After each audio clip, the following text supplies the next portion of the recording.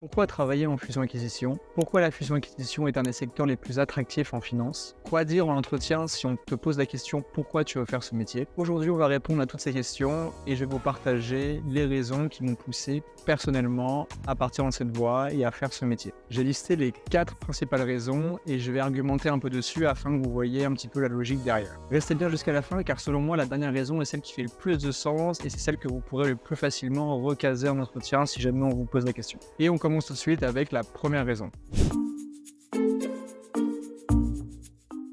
L'apprentissage en M&A, il faut le voir avec beaucoup de recul pour le comprendre, c'est pas si facile à première vue. Quand j'étais encore étudiant, on n'arrêtait pas de me parler en M&A de steep learning curve, c'est-à-dire une courbe d'apprentissage un peu comme ça. Et moi je comprenais pas parce que quand j'ai commencé à faire des stages dans des grosses banques d'investissement, mon travail principal c'était de faire des slides sur PowerPoint. Donc j'étais vraiment perdu, je voyais pas trop où elle était cette steep learning curve et je pensais en fait que tout se nous montait. Maintenant que j'ai plus d'expérience dans ce métier, je comprends un peu mieux l'apprentissage qui vient avec et c'est pourquoi je vais vous l'expliquer en détail. En tant qu'analyste en banque d'investissement et principalement en fusion-acquisition, c'est vrai qu'on est amené à énormément travailler sur PowerPoint, ça va être quasiment 60-70% de tout ce qu'on fait. Mais prenons des exemples pour mieux comprendre. Lorsqu'on va vous demander de créer des slides sur un secteur en particulier, prenons le cas du secteur de l'hydrogène par exemple, eh bien on va vous demander d'expliquer comment il est produit, comment il est transporté, quelles entreprises entrent en jeu, est-ce qu'il y a des subventions, est-ce qu'il y a des investissements potentiels, c'est énormément d'informations.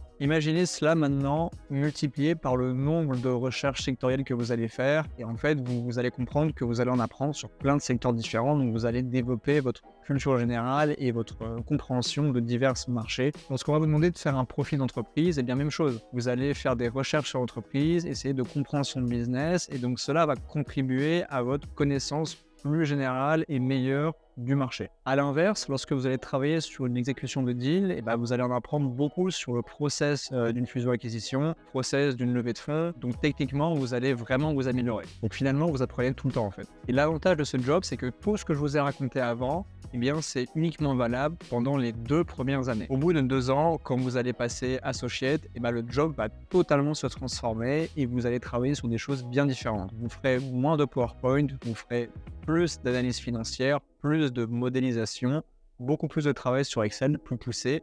Et donc, vous allez encore apprendre plein de choses différentes. Et une fois que vous passerez vice-président 3 ou 4 ans après, encore une fois, le job va totalement changer. Vous serez plus là pour un peu tout superviser, interagir avec les clients et un petit peu gérer tous les processus et les transactions en cours. Donc voilà, vous voyez quand même qu'il y a une tonne de choses à apprendre en très peu de temps, donc c'est assez satisfaisant. Si le contenu que je poste vous intéresse, n'hésitez pas à liker la vidéo, à partager pour me donner un petit peu de force et à vous abonner à la chaîne, ça me ferait super plaisir. Et vous pouvez aussi me suivre sur Insta et TikTok où je poste des formats beaucoup plus courts mais tout aussi intéressants. Passons maintenant à la deuxième raison.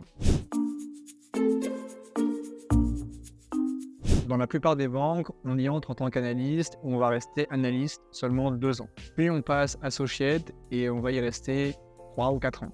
On passe donc au stade de VP, c'est-à-dire on devient banquier senior en seulement 6 ans, ce que je trouve être très court. Dans une entreprise normale, une grosse entreprise, je parle, généralement ça va prendre 10-15 ans avant de devenir senior et de commencer à gérer plein de choses. Et ensuite, au bout de 4 ans en tant que VP, on va passer directeur.